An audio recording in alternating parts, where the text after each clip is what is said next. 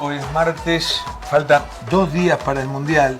Me muero de ganas ya por ver los partidos. Sí, yo también. Estamos con, yo la inauguración. Con 40 días de bloqueo, pero con un ánimo bárbaro.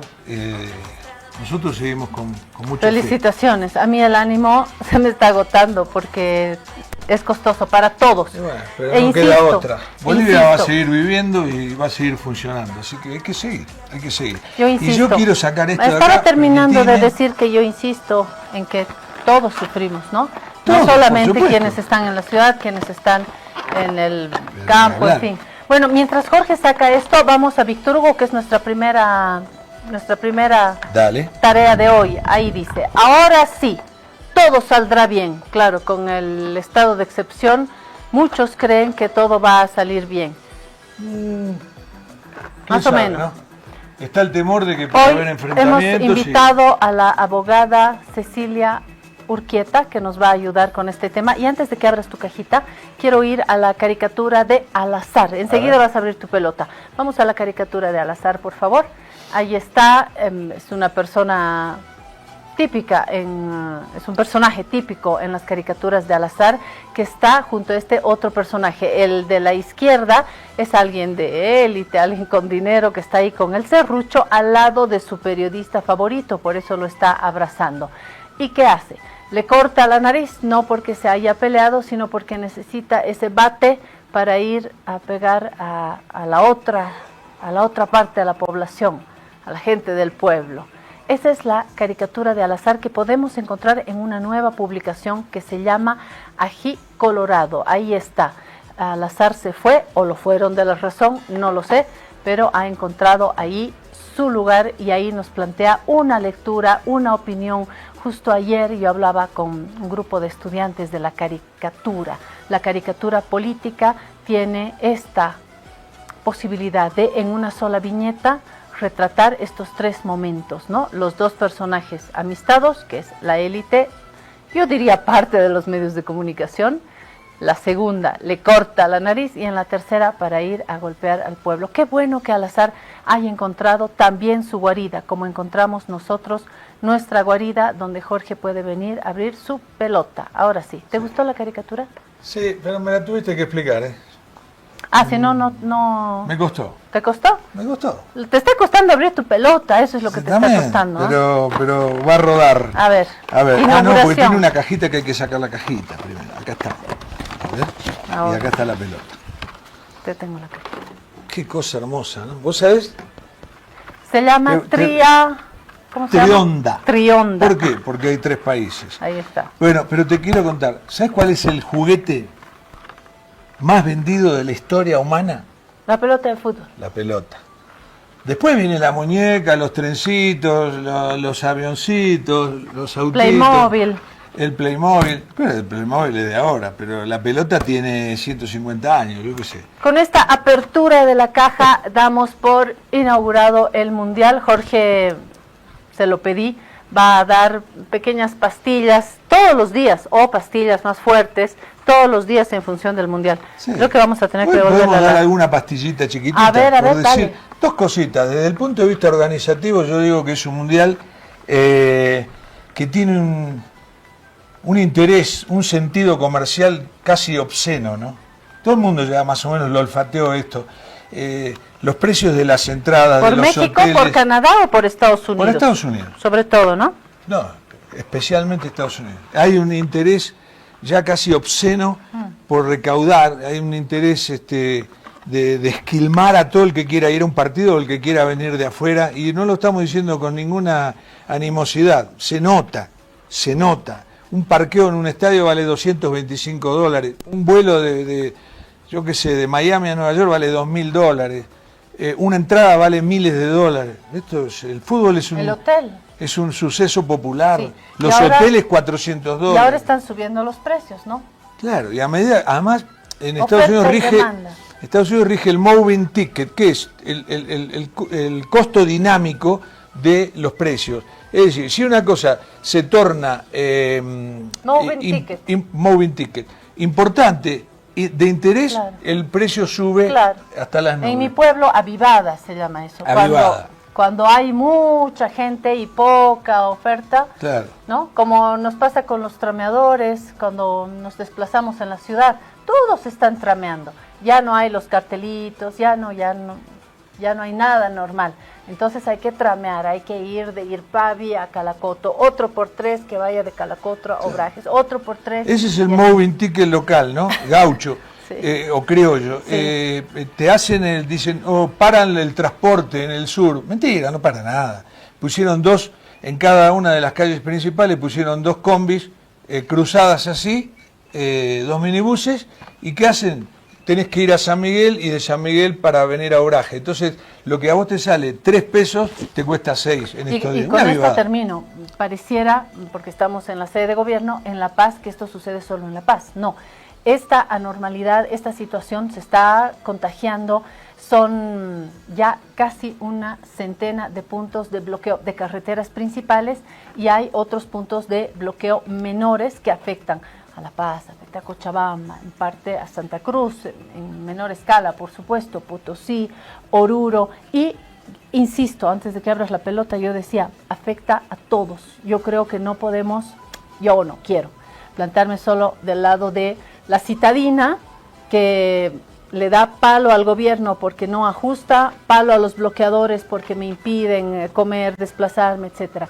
Creo que todas y todos en el país estamos sufriendo, en el campo, en la ciudad, bloqueadores que están en el campo, no bloqueadores, quienes van obligados, quienes no están obligados, en la ciudad, en las fuerzas políticas. Es un momento de mucho sufrimiento en el país, que pasa por no poder movilizarnos, tenemos una alimentación de mala calidad. Sí, ayer estuve en un encuentro que ha organizado la FES, la Fundación Friedrich Ebert, sobre lo que estamos comiendo o no comiendo en la ciudad de La Paz.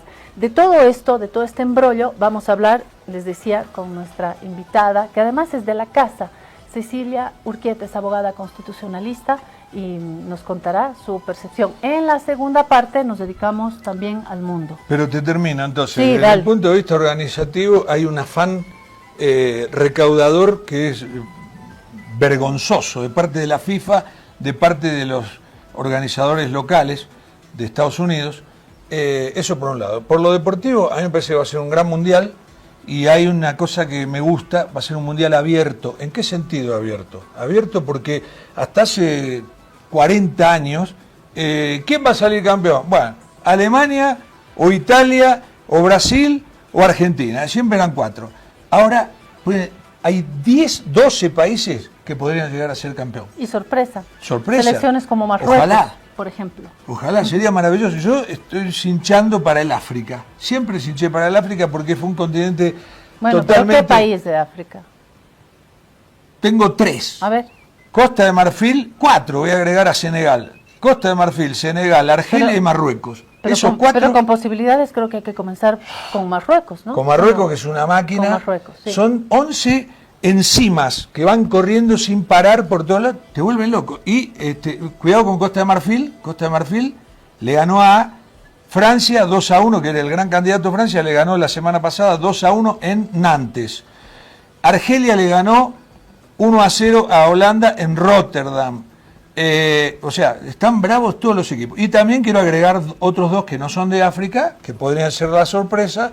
Uno es Japón, me encanta, y el otro es Noruega. Eso sería sensacional para el fútbol, que hubiera una nueva potencia futbolística. Termino con un TikTok que me pasaron. ¿Te imaginas si Irán se encuentra con Estados Unidos. ¿Te imaginas si lo elimina del Mundial? Eso ya no es un acto, ya no es un hecho, un acto deportivo. ¿Ah? Yo estaba en el Mundial 98 cuando le ganó 2-1 Irán a Estados Unidos. Te puedo mostrar ese TikTok. Bueno, la pregunta es, ¿quién es dueño de la pelota en esta guarida? Los dos, ¿no? Claro. Aunque la pelota es tuya. No, la pelota es la cosa más democrática del mundo. Bueno, entonces vamos a la Así pausa que para todos. y le vamos a preguntar a Cecilia Urquieta, ¿quién es dueño de la pelota en el conflicto boliviano? De eso vamos a hablar después de esta pausa. Si te resfrías, consigue alivio de día y descanso reparador de noche con Refrianex comprimidos día y noche. Refrianex, siempre contigo en cada momento.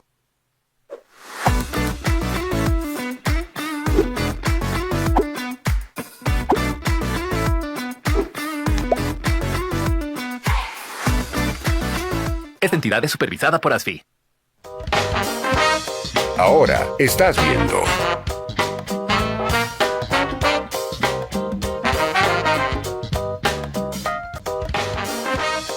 Continúas viendo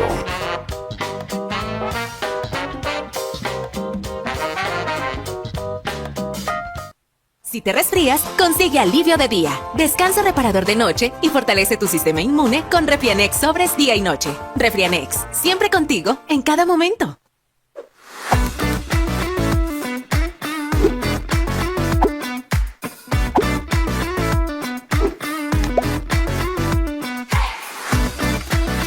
Esta entidad es supervisada por ASFI.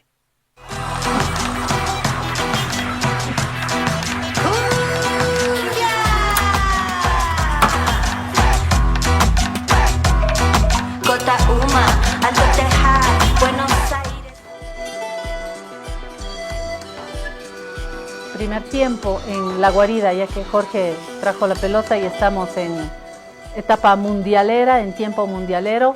Primer tiempo y nuestra invitada juega de visitante, aunque es local en la guarida porque tiene su programa acá, Cecilia Urquieta, abogada constitucionalista, y tiene un programa en esta guarida, en este canal Aviala, que es una guarida para todos, que se llama Nacer Mujer. Bienvenida a tu casa y gracias por estar en este espacio. ¿Qué tal, Cecilia? Claudia, muchísimas gracias, Jorge. Gracias por la invitación. Para mí es un honor, un gusto estar aquí en la guarida.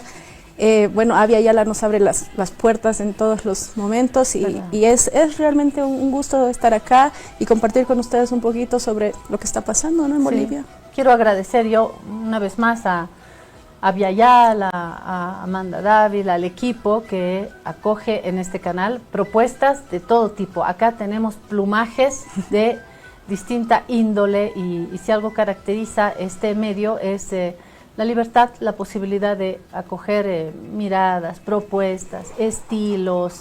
Por eso, como televidente, me gusta Aviala, me gusta cuando estoy adentro y cuando estoy en mi casa. Siempre me doy una larga vuelta por Aviala para ver sus programas, sus películas. Me gusta mucho Aviala. A lo que vinimos entonces, pitazo inicial. Jorge, ¿te animas? Sí, quiero decirte una cosa. El domingo vi, porque Aviala da unas películas fantásticas Bárbaras, los fines de semana. No sé, Cecilia, si vos las ves. Sí. Son buenísimas. Yo me enganché con una de Al Pacino, no sé el nombre.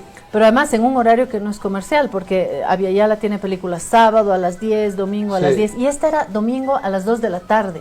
Yo estaba lavando mis ollas. Sí, y bueno, la enganché, por eso no me acuerdo el título, irían, qué sé yo, 15, 20 minutos de película, Directo pero me gustó al corazón, tanto. algo así. ¿Cuál? Directo al corazón. Puede ser, pero quiero decir esto porque los fines de semana Aviala pone en pantalla unas películas fantásticas. Bueno, pero vamos a lo que venimos. Hoy se cumplen 40 días de bloqueo y yo digo, si te pregunto, si ya no tiene otra alternativa el presidente que renunciar o si esto se puede arreglar todavía. Bueno, sí, son 40 días que, como bien decía Claudia, al empezar es un desgaste que hemos sufrido todos los bolivianos y bolivianas, de afuera, de adentro, los bloqueadores. Es algo que se ha ido arrastrando. Yo veo que es un conflicto que no viene de hace 40 días, ¿no? Es un conflicto que viene de antes, incluso desde la época electoral, ¿no? Este gobierno ha empezado con una con un escenario político muy disperso, ¿no? O sea, hemos visto lo que ha pasado en las elecciones nacionales, una parte de la población no ha sido representada en las elecciones nacionales porque ha habido una proscripción, ¿no? Nosotros lo decimos abiertamente, no nos han dejado participar como movimiento al socialismo, primero al quitarnos la sigla y después con quitar la personería jurídica de 2 partidos políticos, posteriormente en las elecciones subnacionales. Perdón, Ceci, primero se hicieron bolsa dentro del MAS, ahí nadie les quitó, o sea, ahí se destruyeron internamente, ¿no?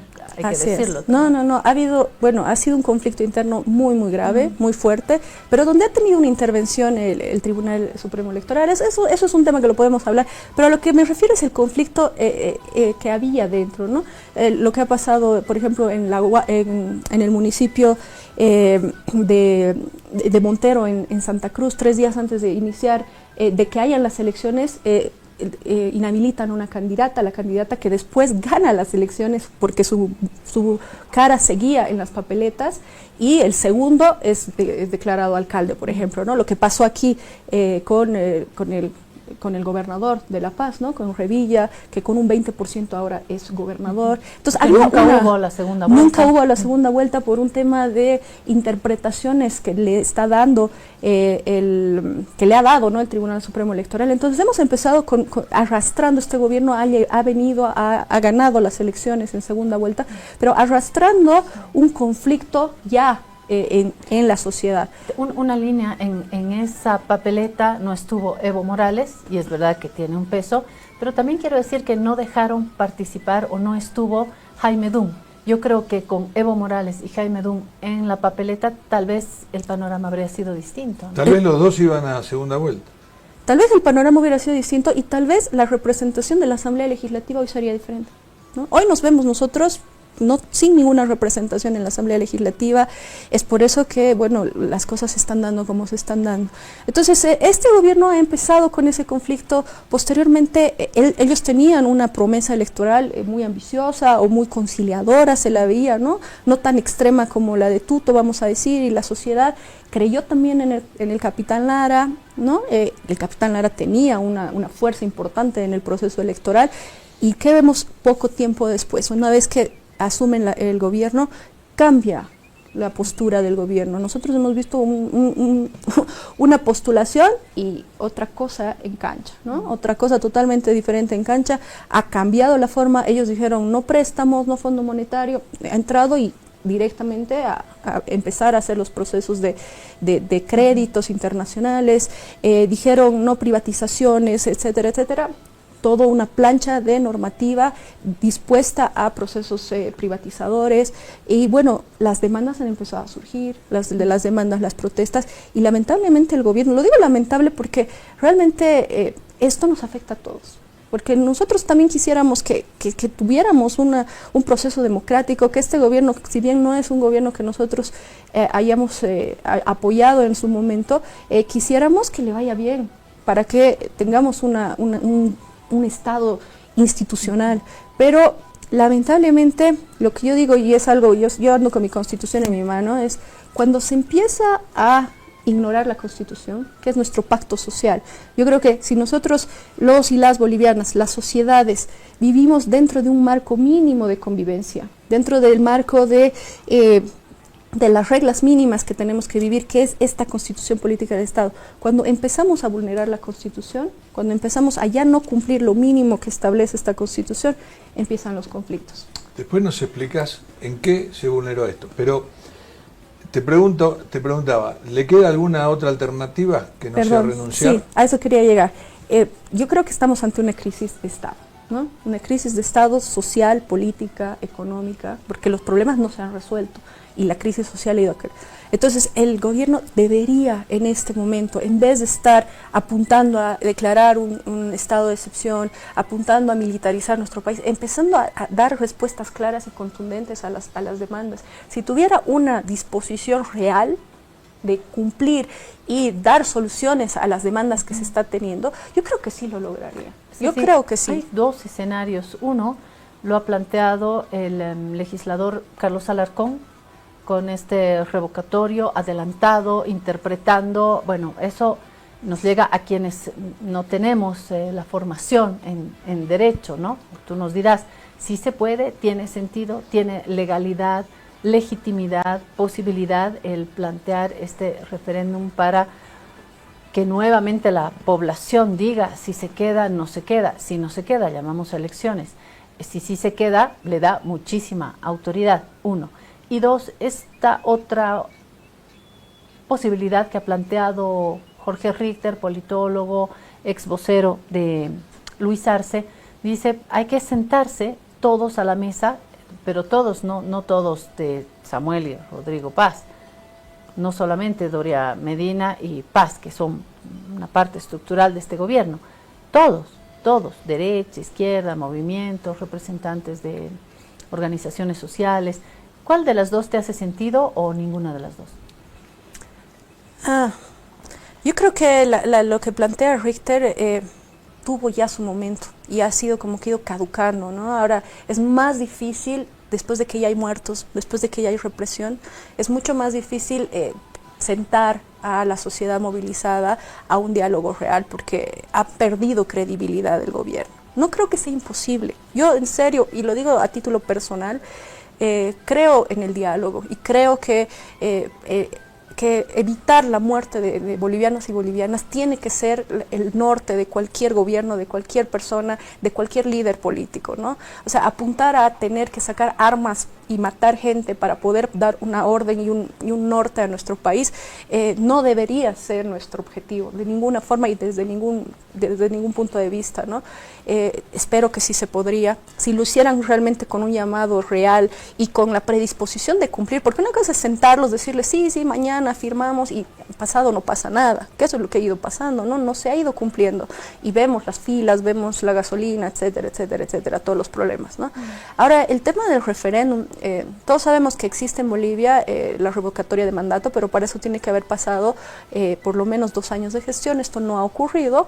Entonces, esto es lo que plantea el diputado Alarcón, es ya que la misma población, porque en realidad los que tenemos el poder, los que detentamos el poder somos las y los ciudadanos, ¿no? Entonces, podemos convocar un referéndum para hacer esta ¿No es ir contra modificación. la Constitución, como han dicho No otros? está en la Constitución, sería algo extraordinario, pero también existe la posibilidad de hacer un referéndum. O sea, la Constitución también nos dice, para temas importantes, para temas establecidos, pues, podemos llamar y va a ser la voz del pueblo la que decida, y va a ser la voz del pueblo la que llame a esto. Yo lo veo también un poco complicado, sería volver a hacer un proceso electoral. Realmente en este momento estamos en una encrucijada, Claudia. Yo creo que en este momento estamos en una encrucijada como país, porque vemos que el gobierno no quiere ceder ante sus posiciones y los bloqueadores y el sector movilizado que cada vez va creciendo, ya tenemos más de 90 puntos, 100 decían esta mañana, va creciendo, ¿no? Antes había... las principales, porque sé que en bloqueos de vías menores se multiplican, ¿no? Sí, llama eso muchísimo la atención, porque antes, por ejemplo, en el gobierno de Luis Arce veíamos que reprimían y se dispersaba un poco la movilización, porque la represión, ahora no, se reprime y la gente sale mucho más comprometida, salen más personas, es realmente el cansancio y la verdad es que la canasta familiar y la forma en la que estamos viviendo en este momento es insostenible, ¿no? Necesitamos cambios en el país. Hay un bloque de bloques bloqueadores, pero hay también un bloque de bloques antibloqueo. Creo que, y en los medios de comunicación de gran musculatura de difusión se ha amplificado esto, ¿no? Creo que hay que criticarlo también, porque la vida no es blanco y negro, no es que de un lado están los demócratas y del otro lado los bloqueadores, que más de paso son los indígenas, los ignorantes, las hordas, tal, y encima se pone siempre a Evo Morales detrás de todo esto que yo digo. Brincos diera Evo Morales de tener el poder que se le atribuye. En todo caso, me parece que es una caricatura poner este blanco y negro. Sin embargo, sí hay cada vez más una lectura antibloqueadores, hemos vuelto a despertar esa mirada, ¿no? del otro, el otro indígena, el que no sabe, el que bloquea, el antidemocrático, ¿no? Eso también está creciendo y se nos están haciendo 2 ollas que están hirviendo, me parece, ¿no? Al margen de dónde está la mayoría. Sí, lamentablemente yo veo que hemos tenido un retroceso como sociedad en el sentido de que nuevamente hemos vuelto a vivir este racismo, porque yo lo veo así. Antes, o sea, ha habido un momento en el que ya era malo decir, insultar a una persona por su origen indígena, originario, campesino, etcétera. Ahora no, ahora es del día a día, y otra vez estamos viendo esta polarización en nuestra sociedad, ¿no? Y una polarización muy marcada, clase media alta, campesinos, indígenas, trabajadores, obreros, ¿no? Y sí, se está dando, se ve cada vez más, y esto es algo que ha caracterizado a nuestro país. Nuestro país, esta constitución y los derechos adquiridos que tenemos son gracias a las luchas de este pueblo que ha estado en las calles, este pueblo que ha dado la vida, y no es gratis, ¿no? Y yo la verdad me siento orgullosa de estas personas que están dando la cara, el cuerpo y la vida por lo que piensan, ¿no? Ahora entiendo también a la clase media que necesita trabajar, que necesita comer, necesita comprar comida para sus hijos y está desesperada. Porque primero que no hay movilidades, no hay gasolina, no hay comida, ¿no? En La Paz realmente la estamos sufriendo duro, ¿no? O gente, bueno, hablando de alimentos y de beber, ¿quieres beber agüita? Ceci, Gracias. te invito una agüita. Ahí está. Jorge, ¿tú quieres agua? No, bueno, dame. Gracias. Voy a probar un poquito. Les decía que ayer participé de un encuentro organizado por la Fundación Friedrich Ebert, la FES, donde se habló de los alimentos, que uno dice, pero si estamos en pleno lío político, vale la pena mencionarlo porque a través de este diagnóstico de lo que alcanzamos a comer, clase alta, media, baja, hasta la parte más vulnerable, más pobre, te da un diagnóstico de cómo estamos sufriendo. O sea, estamos sufriendo en el estómago, estamos sufriendo en nuestra alimentación. Por supuesto, en la clase alta, que no podrá, tal vez teniendo dinero, comprar la carne que quiera o la cantidad de vinos, sufre también, pero sufre esa clase media que ya no come carne, no come pollo, está viendo alguna alternativa, que si hay mandarina, pues comemos mandarina, si hay cebolla, pues tortilla de cebolla. Pero quiero irme a las esferas más vulnerables de las que acabas de hablar, Ceci, que no necesariamente están bloqueando, que puede haber gente muy pobre que no está bloqueando. Es más, que incluso tiene esa narrativa de estos bloqueadores me están impidiendo realmente comer, que mis hijos puedan educarse. Trabajar, ganar el pan. Y hay un Esa gente vive al día. porcentaje, a mí me dolió mucho enterarme en este encuentro de la FES, que hay gente que no come en el día. O sea, sí hay gente que dice, miren, con todo esto yo sacrifico el desayuno, o sacrifico la cena, o sacrifico mediodía, y hay gente que dice, pues yo sacrifico las 3. Ayer no comí. Y creo que eso está también Terrible. en el centro, ¿no?, de nuestro sufrimiento como sociedad, digo. Sí, y esto, a ver, a mí me lleva a decir esto. Hemos hablado hasta el cansancio desde hace 6 meses de, primero, la inacción del gobierno, segundo, los errores no forzados del gobierno, el cambio de orientación del gobierno,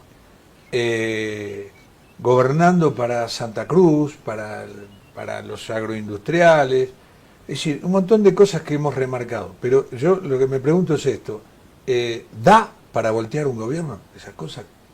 ¿Y qué viene después? ¿Te lo has planteado? ¿Da para voltear un gobierno? O sea, porque entonces, ¿para qué hacemos elecciones?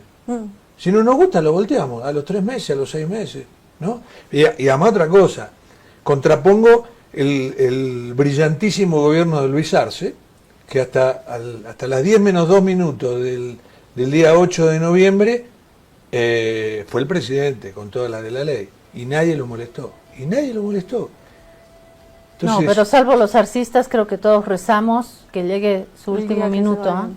Bueno, sí, y de este también rezamos que a lo mejor que llegue hasta el último minuto, pero no le estamos dando el último minuto. Entonces hay una dualidad acá. Es que yo creo que fueron momentos diferentes. Luis Arce fue un gobierno desastroso, mucha corrupción entre medio, etcétera. Pero él no tenía un plan de gobierno, para empezar. Hemos estado estancados los 5 años de Luis Arce, y su plan no era privatizador, ¿no? Su plan no era privatizar las empresas, la salud, los servicios básicos, etcétera, etcétera. Él quería sobrevivir para robar, ¿no? Así yo lo veo, ¿no? En cambio, este gobierno, primero que entra no con la legitimidad de un 55%, porque seamos reales, o sea, esa segunda vuelta es porque no había otra, era él o Tuto, ¿no? Entonces, y era después de todos estos conflictos que yo les he un poco mencionado previamente, no tiene la legitimidad electoral este gobierno, o sea, no tiene la fuerza social que lo respalde detrás, ¿no? Y eso es como yo lo veo. ¿Pero por qué no tiene la legitimidad? Porque no la ha construido, es un gobierno de casualidad. Es un gobierno que se ha dado porque las circunstancias Pero se es que han las dado. elecciones son así. Claro, no, aquí en Bolivia hemos ganado muchos años con más del 50%, con un respaldo muy fuerte social. Pero y eso era lo su que legitimidad sostenía. es la votación que se registró. Claro, se ha dado, pero yo creo que no hay un 30% que lo apoya, y ese 30% se ha fraccionado porque han anulado al ARA, ¿no? Entonces se ha fraccionado muchísimo eso, y además él ha entrado, este gobierno ha entrado con una agenda privatizadora, una agenda neoliberal que no era lo que prometieron en su campaña electoral, ¿no? Entonces no tiene la fuerza suficiente para sostenerse como lo hizo, digamos, en su momento, y además que Luis Arce no tenía estos cambios en el Estado, no quería modificar la Constitución, ellos sí. Ellos han entrado con patada voladora y nos han dicho, aquí vamos a cambiar el Estado. Pero es que ganaron. Vamos a cambiar. Ganaron, no pueden gobernar como vos querés. Pero como él quiere. Pero para hacer modificaciones a la Constitución hay que ir a la Constitución. Sí. Hay que hacer un referéndum, hay que llamar a una asamblea constituyente. Tú no puedes sacar un decreto y decir lo que no dice en la Constitución Política del Estado. Tú no puedes sacar un decreto y decir, usted, vicepresidente, ya no participa en los gabinetes. Aquí dice que sí. Y gobernar en función de lo que se prometió. Si yo le planteo Estoy a de acuerdo Ayala que contigo quiero y hacer una contigo, revista pero y ¿sabes entro qué? en un programa y pongo videoclips y me pongo reggaetonera, me van a decir, oye, ¿no que ibas a hacer un programa de entrevistas Claro, y de está política? bien. ¿Por qué te llenas de videoclips? Pero no, pues ya tengo el espacio. O sea, me parece que Está bien lo eso que también decís está en y cuestión. lo que dice Cecilia, pero también seamos lógicos, ¿no? A nivel proselitismo, todos los gobiernos del mundo han dicho una cosa y pues no terminan cumpliéndola o no la hacen. Eso es una cosa muy de la propaganda electoral. Después te encontrás con que no la puedes hacer a veces también. Pero bueno, yo creo que eso es lo de menos. Salvo que vos digas, bueno, voy a hacer A y definitivamente haces Z, ¿no? Eso es lo que ha pasado. Pero no sé si da como para voltear un gobierno. Y aparte otra cosa, hay que ver qué viene detrás. de Eso, esto. ¿qué viene después? En esa pregunta yo te acompaño. ¿Y qué hacemos? ¿Y qué viene después? ¿Qué pasa ahora? ¿Cuáles son los escenarios? Por eso planteaba la propuesta de Alarcón con el revocatorio o la de Richter. Y si no es eso, ¿qué? Nos agarramos a puñetazos en los bloqueos, que puñetazos queda bien. Ya hemos visto cómo en San Julián han intervenido fuerzas civiles que no son civiles, es Unión Juvenil Cruceñista. Esto nos puede llevar otra vez a una espiral que ya sabemos de qué va. Hemos vivido el 19, hemos vivido el 2003, hemos vivido también el 2008. Es decir, nos acercamos a espirales de violencia que pueden ser muy peligrosas. Y aquí le pongo a la abogada constitucionalista este famoso tema de del estado de excepción de esta norma, la norma de estado de excepción, que no es estado de sitio. Al final, tomato, ¿no? O sea, ¿cuál es realmente la diferencia? Hemos estado acá con Felipe Cordero, que también es abogado constitucionalista, y nos decía que el estado de excepción es, digamos que más respetuoso de los derechos humanos, pero un arma militar no sabe mucho de derechos humanos. La formación de los policías todavía, y si acaso, los militares son entrenados para actuar de la frontera para afuera, me enseñaron en el colegio, y ya es difícil controlar también los excesos de los otros lados. ¿Cómo miras, qué observas, qué nos quieres decir del estado de excepción en términos constitucionales y como temores también de ciudadana? Sí, es muy lamentable que hayamos llegado a esta situación, ¿no? Que tengamos que estar hablando de un inminente estado de excepción que pues va a pasar en las próximas horas, eso es lo que parece, como solución a un conflicto social, como la incapacidad del gobierno a solucionar, a sentarse en una mesa real y a dar soluciones concretas a los problemas de nuestro país. El estado de excepción es una medida extraordinaria que establece nuestra Constitución Política del Estado, que ha sido creada además con contrapesos, ¿no? Porque establece que la Asamblea Legislativa tiene que fiscalizar en todo momento ese estado de excepción. tiene que aprobar el estado de excepción, ¿no? No es carta blanca, y sobre todo nuestra Constitución lo ha puesto muy claro en el 139, que los derechos constitucionales no pueden ser vulnerados en un estado de excepción. Y esto es algo que hemos visto que esta ley, porque ya es una ley promulgada, la 1740, ya está en la Gaceta Oficial del Estado, vulnera abiertamente, y eso es algo que a mí me duele mucho. Es una ley que debería ser sujeta de un control de constitucionalidad. Bueno, vamos a ver qué pasa en un tribunal constitucional. Pero entonces acá amerita una pregunta en el medio. ¿Es legítima? No. Yo no veo, desde mi punto de vista no, porque la Asamblea Legislativa en este momento está cooptada por personas que no representan a toda nuestra población y está siendo aprobada así. Ahora, allá adentro hay legisladores como Cecilia Requena, por ejemplo, que sí ha apuntado a el peligro del artículo 26. Si 26, no equivoco, que es la legitimidad de los actos de las Fuerzas Armadas. Directamente la ley les está diciendo todo lo que los militares y los policías hagan se va a presumir que es legal. La presunción de legalidad. ¿Y por qué han abrogado la ley anterior? ¿Por qué han abrogado una ley que el 2020 Evacopa en un contexto de golpe de Estado sacó? ¿No? Porque esa ley sí decía expresamente, se establece responsabilidad penal y civil a las fuerzas públicas que vayan más allá de lo establecido en esta ley. De masacre, más allá si fue golpe, fraude, que es una discusión que nos va a llevar muchos años, sobre todo que hubo masacres. Hubo masacres y eso es algo que no lo decimos nosotros, lo dice la OEA, lo dice la GIEI, ¿no? El grupo de expertos internacionales que vino y hizo una veeduría ha establecido que en Bolivia han habido masacres. Entonces, ¿qué dice esa ley? Esa ley que estaba blindada en el marco de derechos humanos, en el marco de los tratados internacionales, ¿por qué la abrogan? ¿Por qué? ¿Qué no les gustaba de esa ley? ¿No? ¿Y por qué sí esta ley que abre? Y además, algo más, el 27 dice de esa ley que el Estado, el gobierno, tiene que brindarles protección legal, protección jurídica en caso de que sean procesados. Esto es algo grave también porque nuestro Estado se funda en la separación de poderes, ¿no? Si una persona comete un delito, tiene que ir a un órgano judicial y ese órgano judicial y como persona tiene que ser procesada. No puede ser que un abogado del Estado, del gobierno, o sea, patrocine a esas personas que presuntamente van a cometer delitos, porque así mismo lo pone este artículo 27, ¿no?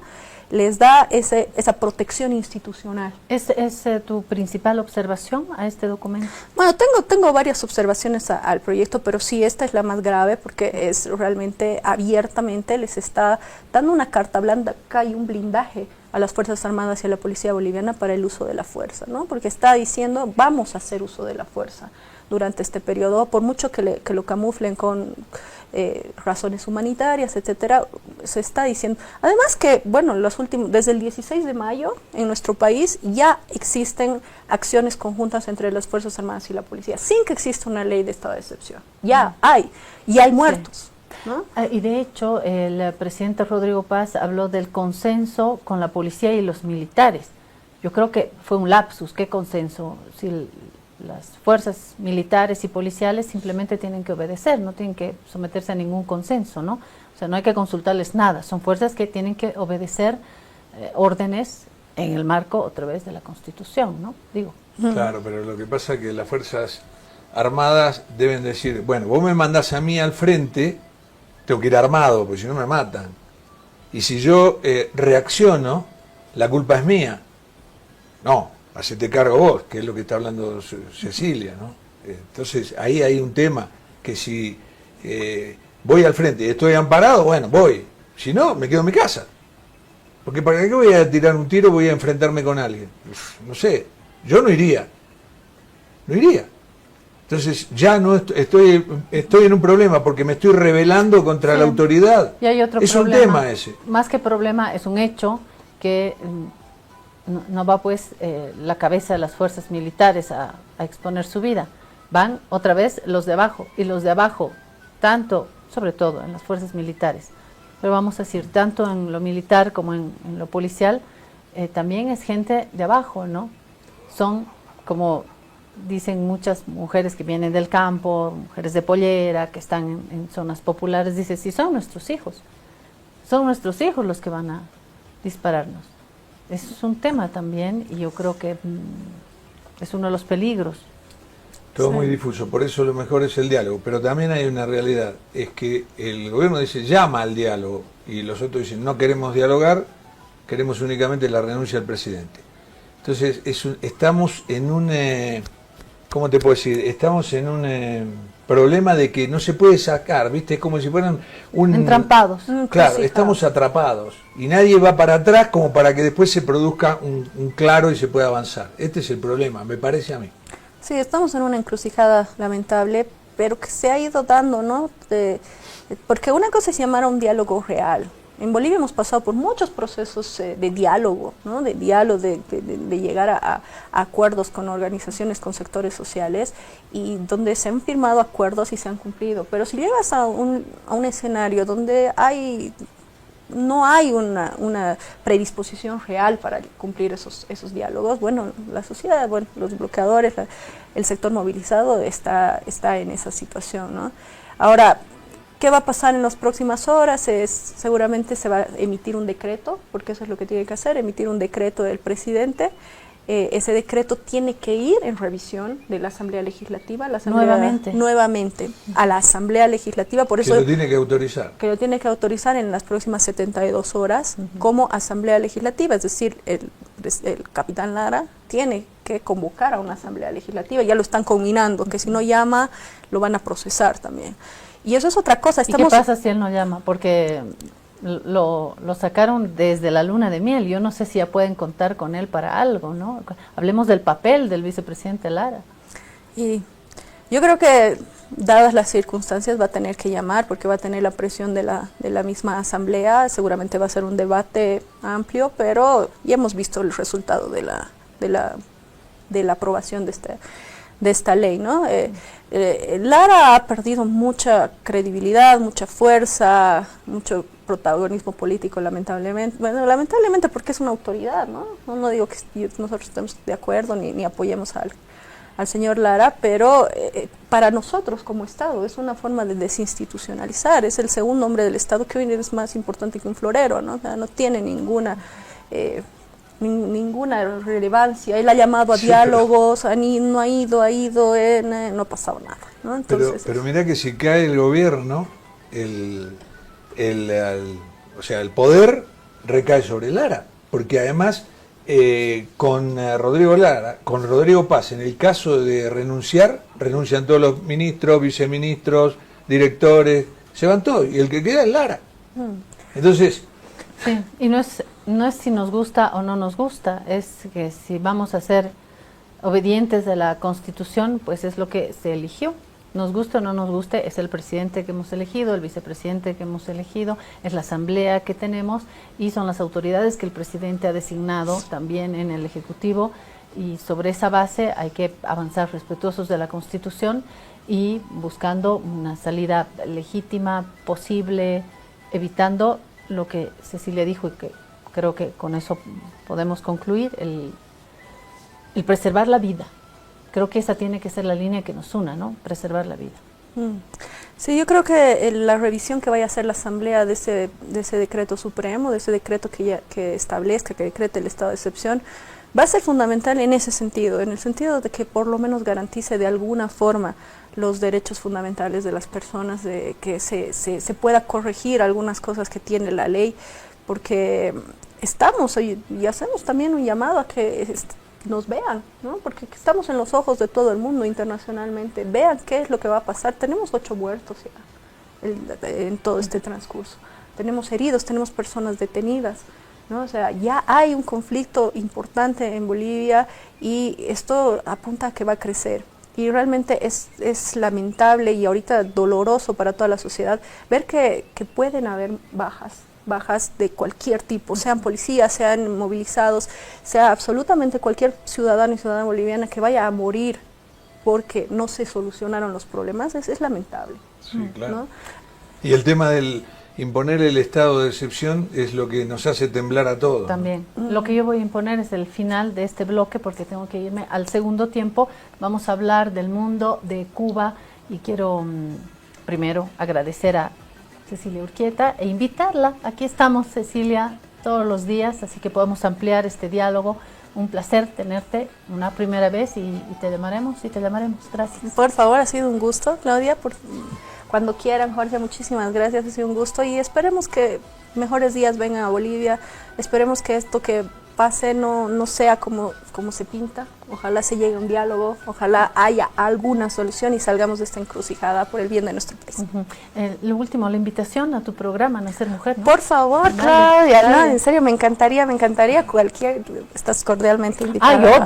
Pero recontra voy, pero también digo la invitación para que veamos el programa, ¿no? Nacer Mujer es un programa que hablamos y apoyamos a las organizaciones de mujeres, a las mujeres feministas, a las mujeres emprendedoras.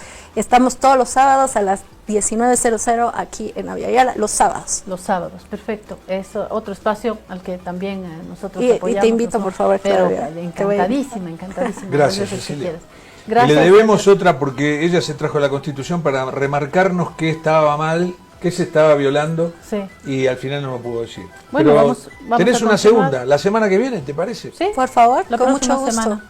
Perfecto. Vuelve entonces Cecilia Urquieta, abogada constitucionalista, y yo impongo el medio tiempo porque estamos junto a Javier Larraín, historiador. Él está mirando la región y queremos hablar de Cuba, sí señor, de Cuba, de este bloqueo hace más de 60 años, de una posible agresión. ¿Qué está pasando en Cuba? Y a ver si damos una vueltita por la región, qué está sucediendo en Chile, en Perú, así de paso. Enseguida volvemos. Trata la gripe y la tos seca con una cápsula blanda y efectiva. Aliviate con Refrianex 2. Refrianex, siempre contigo, en cada momento.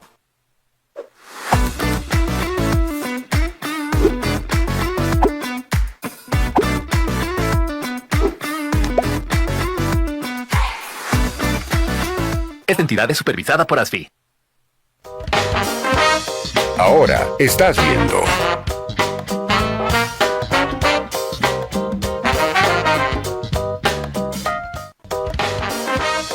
Continúas viendo.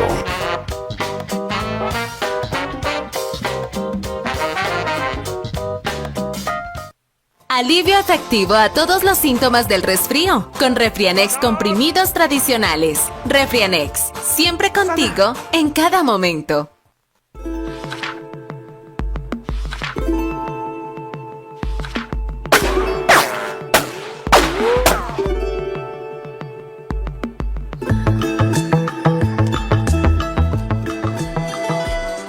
Segundo tiempo, vamos a hablar del mundo, vamos a hablar un poquito de fútbol también. Le doy nuevamente la bienvenida a Javier Larraín, historiador, ligado al mundo de los medios también. Gracias por estar nuevamente acá, esta es tu casa, tu guarida. Mira, estamos estrenando nuestra pelota, estamos como Kiko, estrenando nuestra pelota. Y nuestro oso, mientras tanto, se vaya al árbol. Creo que va a ser el tiempo del destape, ¿ah? Sí, estamos así en esta guarida. Bueno, hablando de pelota, quiero, antes de hablar de Cuba, mostrarles un videíto que me han mandado. A ver qué dicen, porque esto tiene que ver con el fútbol, pero tiene que ver con la política también. Miren. El mundial ni arrancó y ya pasó todo esto en Estados Unidos en menos de un día. 1. El mejor jugador de Irak fue detenido e interrogado por más de 7 horas. 2. Le prohibieron la entrada al mejor árbitro de África. 3. Así revisaron al plantel de Uzbekistán antes del partido amistoso contra Países Bajos. 4. Así revisaron a los jugadores de Senegal, como si fueran narcos. 5. 9 personas heridas en un tiroteo cerca del campamento de Inglaterra en Missouri. 6. Un tiroteo en Ohio. 7. Protestas violentas en San Antonio y protestas anti-ICE, la policía de inmigración de Trump, en Nueva Jersey. 8. Y lo de Irán. Lo que hicieron con Irán es una verdadera vergüenza anti-fútbol y anti-humanidad. Le prohibieron a la selección de Irán poder hospedarse en Estados Unidos. Es decir, cada vez que tengan que jugar un partido, van a tener que entrar al país y cuando lo terminen salir y volverse a México. El nivel de odio, racismo y xenofobia impulsada desde el propio gobierno, es una vergüenza. Nunca más debería hacerse un mundial en este país gobernado por racistas fanáticos de las armas y el dinero, que piensan que todo el mundo es o un narco o un terrorista, cuando los verdaderos criminales son ellos, invadiendo, sancionando y bombardeando a todos los países del mundo. Los jugadores de Irán aterrizaron hoy en México con una insignia en su traje con el número 168, en recuerdo de las víctimas de la escuela de Minab bombardeada. Bueno, yo tengo dos cosas que decir sobre estas revisiones, cómo uno llega, en mi caso, boliviana, a Europa, a Madrid, a Francia, a Estados Unidos. Definitivamente no es para tenerlo en el mejor de los recuerdos, ¿no? Las revisiones suelen ser indignantes, ¿no? Uno llega a furia. Yo tengo una persona que dice, yo para no pasar por un aeropuerto en Europa o en Estados Unidos, mejor ni viajo. No es lo mejor. Pero, y aquí viene la segunda parte, y no lo voy a preguntar a nuestro invitado, sino a Jorge, si todo esto es verdad, Jorge. Gran parte. El tema de Irán, que arranco por lo último, es que Irán prefirió quedarse en México, ¿no? Y viajar los días de partido y volverse... ¿Prefirió o lo prefirieron? Tengo entendido que prefirió, porque si no, le daban la visa. O sea, de hecho le dan la visa para que vaya y juegue, ¿no? Para que entre. Pero prefirió quedarse en México. Lo otro sí, el árbitro de Somalia fue expulsado, está considerado el mejor árbitro de África. ¿Qué más? Las revisaciones o las revisiones son así. Bueno, va a ser un mundial. Pero no es normal, ¿no? Y no, porque por ejemplo venimos de mundiales que han sido muy amables. Por ejemplo, el mundial de Qatar fue hermoso, no pasaba nada. ¿Estuviste allá? Claro. Decían que iba a ser un estado policial, nada que ver. Me acuerdo cuando entramos al aeropuerto, llegamos al aeropuerto y ni siquiera un guardia de aduana, de migraciones, presentabas el documento en una máquina, te daba el ok y te ibas a la calle. O sea, muy fácil todo, ¿no? Y aparte, amable en todo sentido. Había FanFest. El FanFest es la reunión de los que no tienen entrada y que se reúnen en un parque público, en un lugar abierto, y hay pantallas gigantes para ver el partido, hay música, hay juegos, hay bailes, hay confraternización, hay gastronomía que vos podés comer ahí, yo qué sé. Bueno, esos espacios que se inventaron en Alemania 2006, se han convertido en un clásico de los mundiales. Ahora van a ser pagos.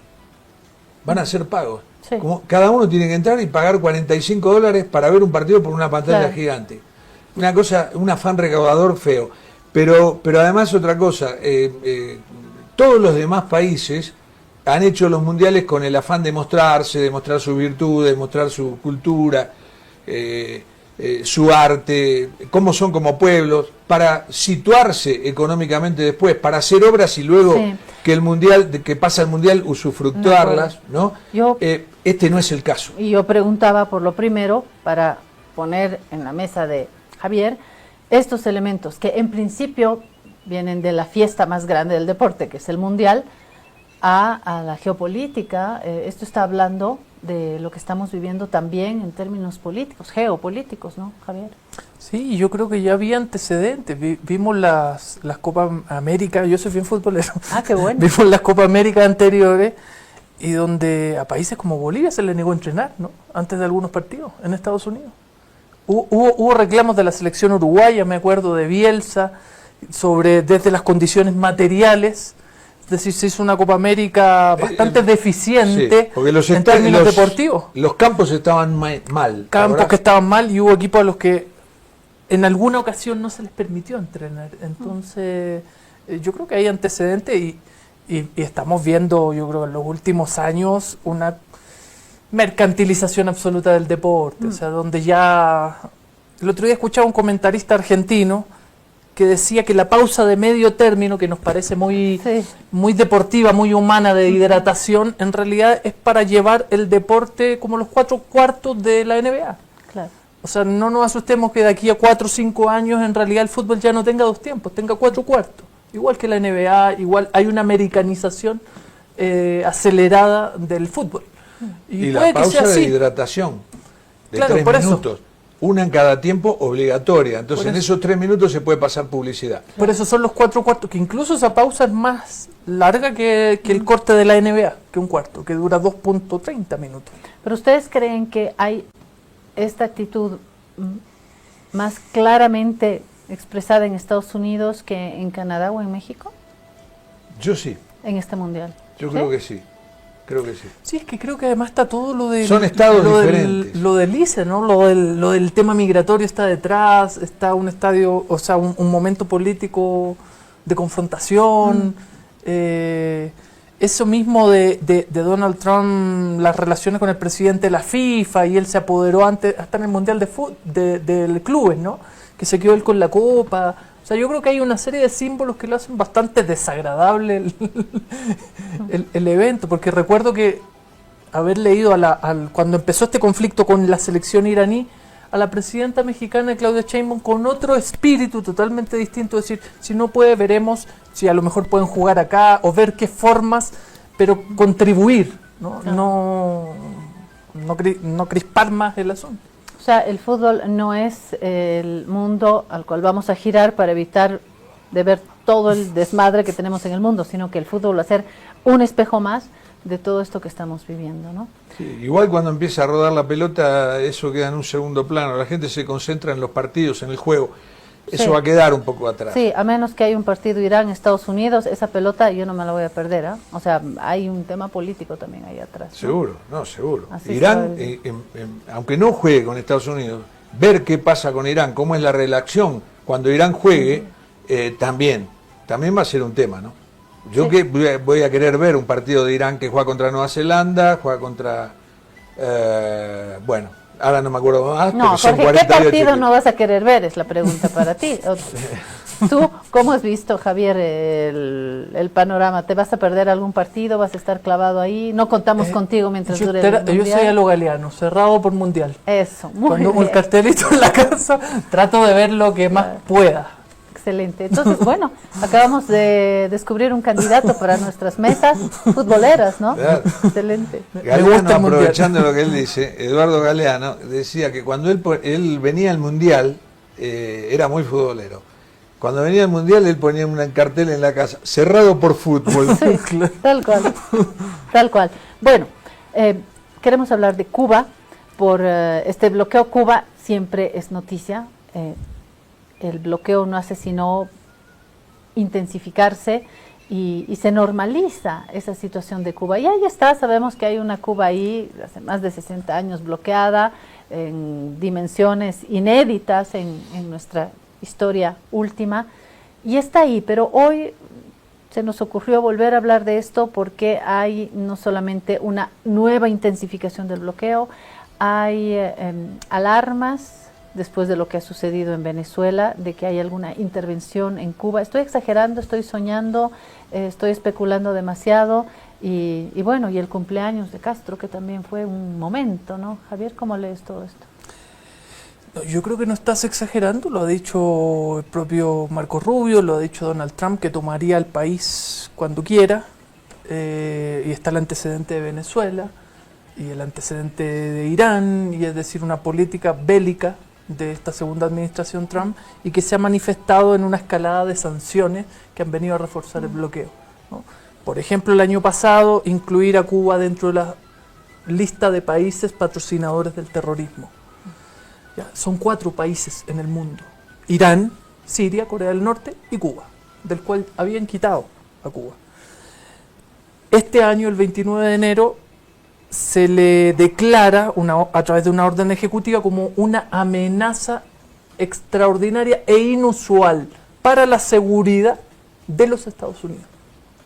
Estamos hablando de un país de 9 millones de habitantes, 100.000 metros cuadrados, que yo creo que nadie podría, honesto, podría creer que Cuba es una amenaza inusual y extraordinaria para los Estados Unidos, pero lo declararon a través de una orden ejecutiva, y a partir de ahí ha habido toda una escalada de sanciones en el área económica, a una gran empresa en Cuba que es Gaesa. Ha habido recientemente, el 20 de mayo, que es una fecha muy especial para Cuba, porque es el día que se formaliza su independencia, está la formalización y la imputación del Departamento de Justicia de los Estados Unidos contra Raúl Castro por asesinato por una avioneta a mediados de los 90, y van poco a poco asfixiando. Ellos Pero le llaman, aparece hoy de un hecho del 90, ¿es así? claro, es una avioneta que se derriba el año 96 y de la cual mueren 4 personas, 3 de ellos norteamericanos. Entonces se le acusa de homicidio por eso. ¿Eso dónde sucedió? ¿En cielo cubano? Se supone que sí. Es una organización, Hermanos al Rescate, hay mucha documentación, que violaba permanentemente, está filmado, el espacio aéreo cubano durante casi 3 años. Ellos se supone que recogían balsero, pero cuando llegan los tratos entre la administración Clinton y la administración cubana, migratorios, dejó de haber balsero y ellos empiezan a volar el espacio aéreo cubano. Lanzaban panfletos y otro tipo de acciones. Ellos mismos se filmaban. Digo, sobre La Habana. Los videos son para los que han estado en La Habana. Ellos pasaban sobre el malecón, sobre el Morro, sobre la bahía, en aviones. Cuba mandó más de 20 notas. La próxima vez que ingresen, vamos a derribar, ¿no? Y así ocurrió. Sí. Y ese fue, digamos, uno de los capítulos que se reabre hoy, que jamás Estados Unidos, fíjate que con toda la tensión con Cuba, con Playa Girón, con crisis de los misiles, con todo, nunca habían formalizado un dirigente cubano. Ahora, tú hablabas de la superficie, la cantidad de habitantes, el bloqueo durante más de 6 décadas, que obviamente martilla, ¿no?, la existencia de un país, pero al mismo tiempo Cuba es Cuba, y me refiero no solamente a la persistencia de lo que ha establecido, de lo que ha determinado desde la Revolución Cubana, desde las fuerzas a la vez gobernantes, fuerzas ciudadanas, la inteligencia. No sé si de un movimiento así se va a caer la plataforma, la estructura política, económica, ¿no? O estamos realmente frente a una línea peligrosa para Cuba. ¿Cómo lo lees? Yo creo que, a ver, una de las alternativas claras es la asfixia, ¿ya? Han cortado una de las sanciones, o de los objetivos de la sanción a esta empresa Gaesa, era justamente porque ella administra gran parte de las divisas del país en conceptos de turismo. Y se acaba de ir justamente Iberostar, Meliá, las grandes compañías del turismo extranjeras, ¿no? Se acaban de retirar de Cuba. De la minería, la Sherritt canadiense se retiró, que llevaba más de 30 años.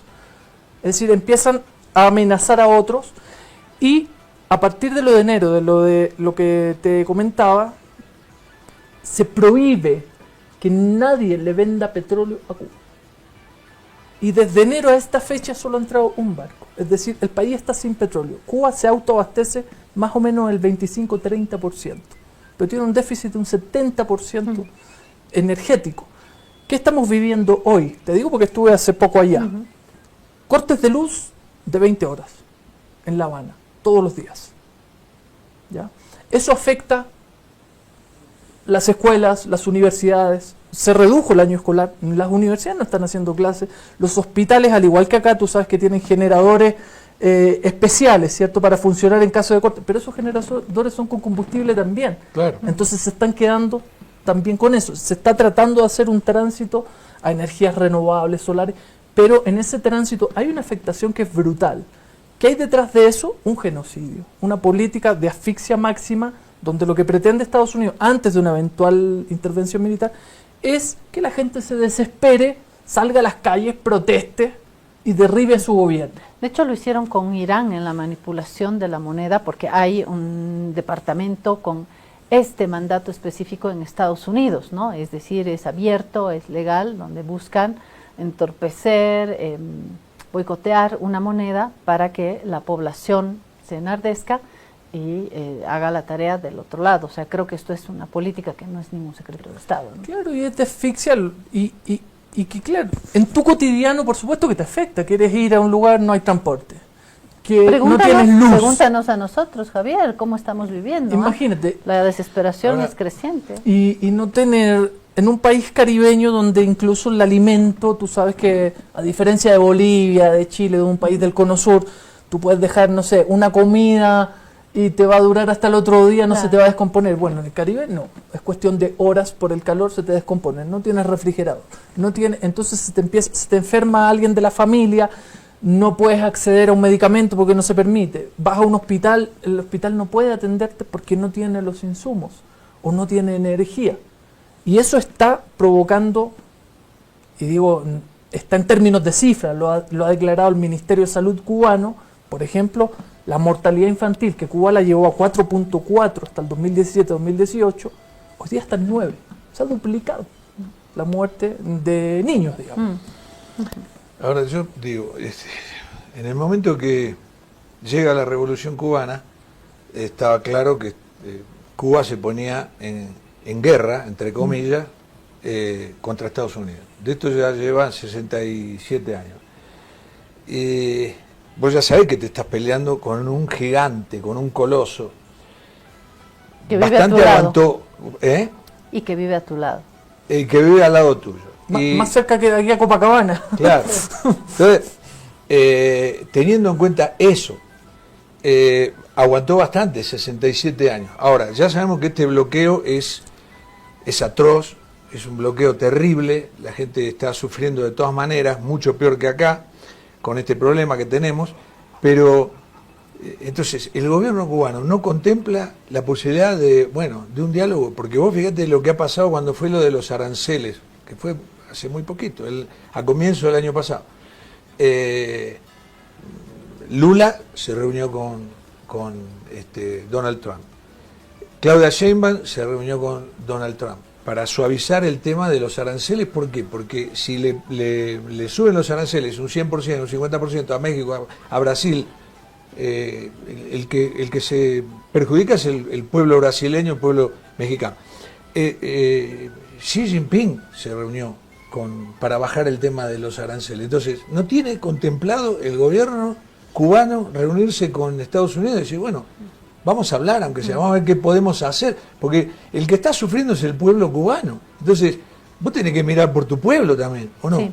Yo a esa pregunta añado otra, y es Rusia, que ha tenido una amistad particular. Rusia tiene no solamente una amistad sólida con Cuba, sino hasta cierta debilidad por Cuba. Rusia se las jugó en más de una ocasión. ¿Juega algún papel? ¿Va a participar en el siguiente capítulo de la historia de Cuba, Rusia? Bueno, a ver, primero, Cuba siempre ha tenido disposición de conversar con autoridades norteamericanas. Fidel Castro ha viajado a Estados Unidos. Raúl Castro se reunió con Obama en La Habana. Es cuestión de las administraciones de los Estados Unidos. Los que imponen las sanciones son los Estados Unidos. Obama no tuvo problema en sentarse a distender esa presión y Cuba lo recibió muy bien.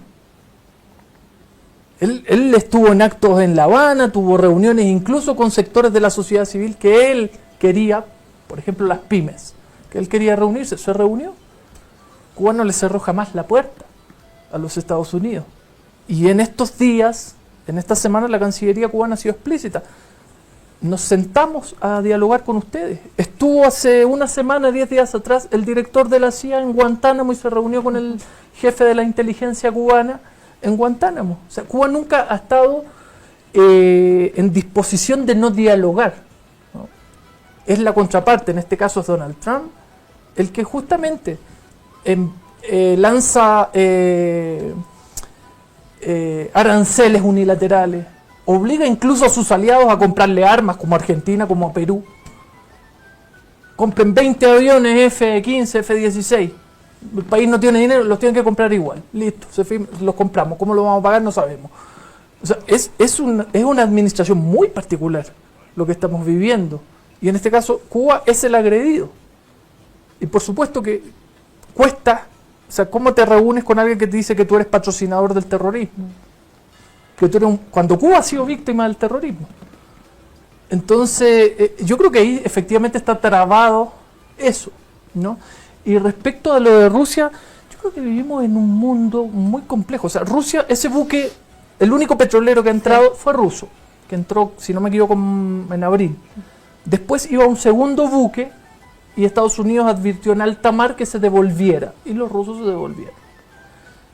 Uno escucha declaraciones todas las semanas de Sájarova, de Medvedev, de todas las autoridades rusas, de decir que apoyan a Cuba, pero en lo concreto, lo real, México ha ayudado con ayuda humanitaria, pero no con abastecimiento de petróleo. Cuba no pide que le regalen petróleo, pide comprar petróleo. O sea, se impide que compre. ¿No? Es como que mañana, digamos, Bolivia no compra más petróleo, colapsó el país. Claro.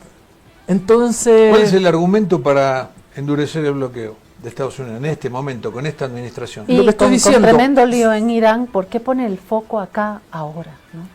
bueno, él lo ha dicho que es, y lo hemos tratado en otros programas, ¿no? Que estamos viviendo una disputa entre superpotencia, entre reordenamiento global, y donde Estados Unidos, y lo dijo el propio Donald Trump, vuelve a la doctrina Monroe, lo que nosotros teóricamente llamamos eso, académicamente, pero el propio Trump dijo la doctrina Donroe, ¿no? Que era su doctrina, y que es teoría, digamos, está respaldado documentalmente.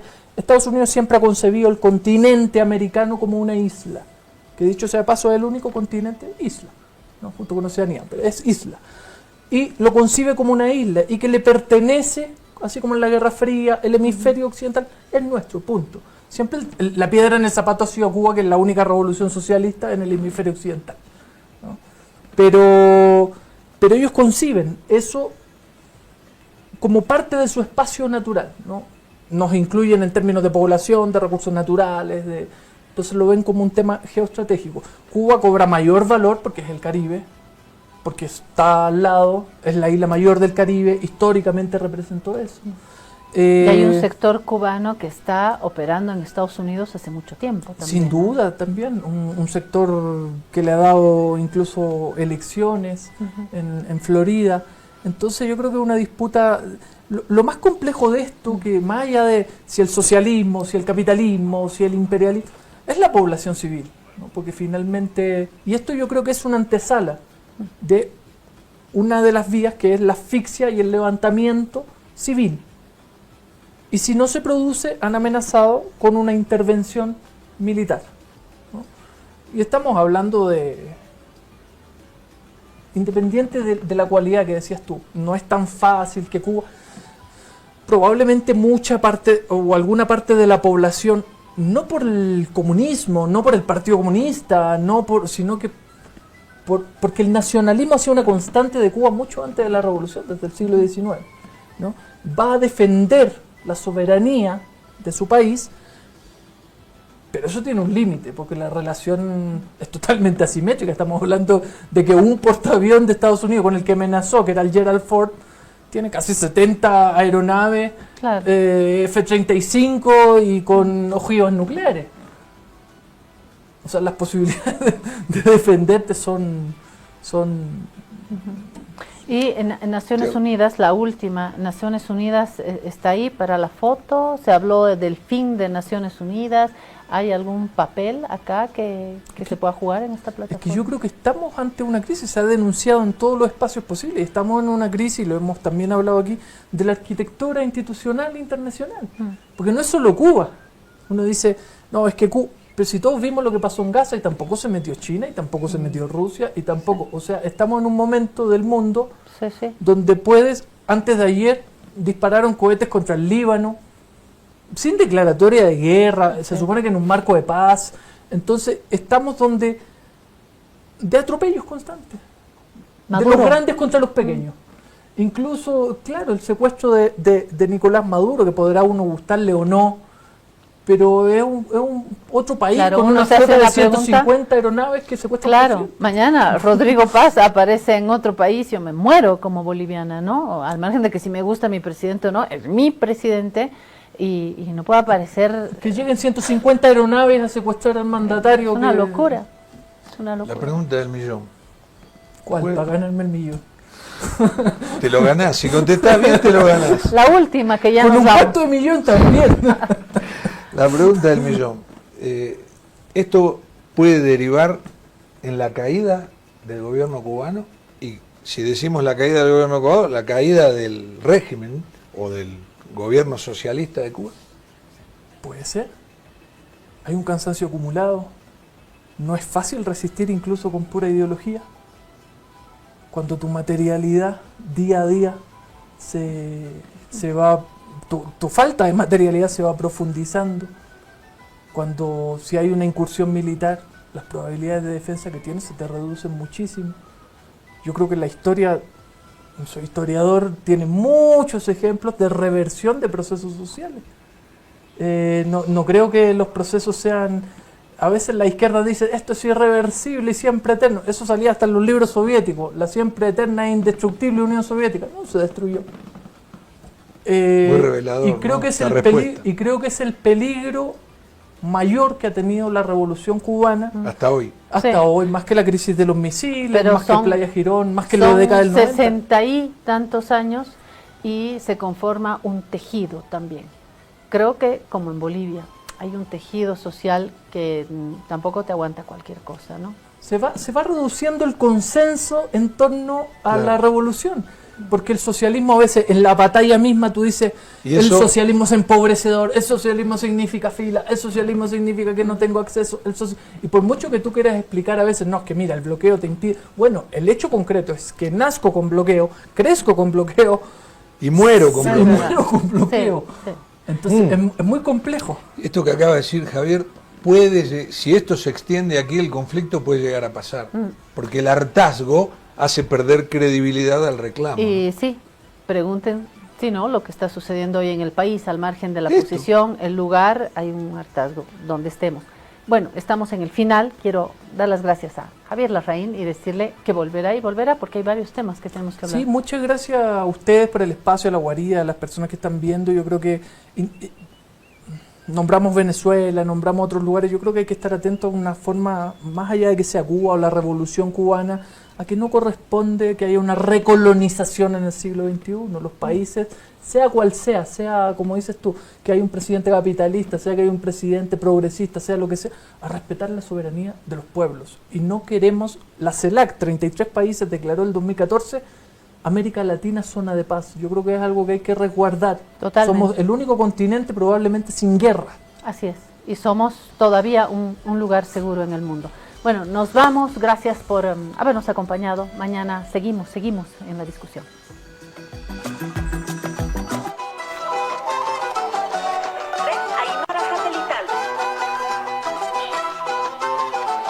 Primer plato, Radio Cutipa.